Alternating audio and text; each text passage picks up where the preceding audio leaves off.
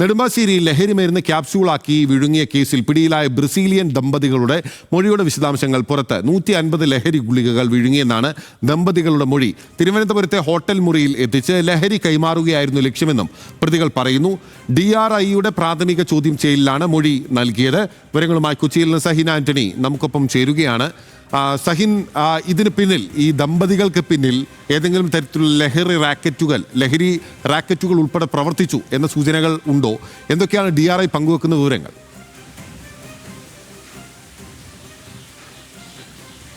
പിന്നിൽ അന്താരാഷ്ട്ര ലഹരി കാർട്ടലാണ് ഇതിൻ്റെ പിന്നിലെന്നാണ് DRIക്ക് മനസ്സിലാക്കാൻ കഴിയുന്നത്. കാരണം ബ്രസീലിയൻ ദമ്പതികളായ ലൂക്കോസ്, ബ്രൂണ എന്നീ 2 പേർ അവർ കഴിഞ്ഞ വെള്ളിയാഴ്ച രാത്രിയാണ് ദുബായിൽ നിന്നും കൊച്ചിയിലെത്തുന്നത്.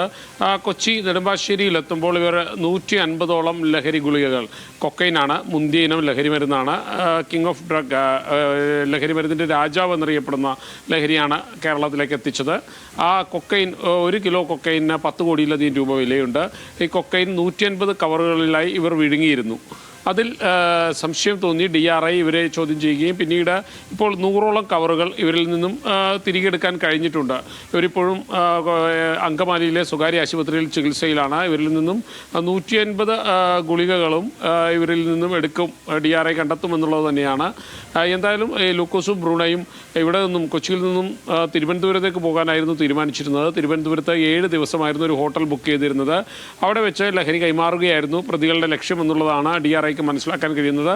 അന്താരാഷ്ട്ര ലഹരി കാർട്ടലിലും കൃത്യമായ ഇടപെടലിലും ബന്ധവും ഇതിലുണ്ടെന്നാണ് DRIയുടെ പ്രാഥമികമായ ഒരു വിലയിരുത്തൽ. എന്തായാലും 100 കവറുകൾ ഇപ്പോൾ കണ്ടെത്തി കഴിഞ്ഞിരിക്കുന്നു. ഇനിയും 50ഓളം കവറുകൾ കണ്ടെത്താനുണ്ടാവില്ല.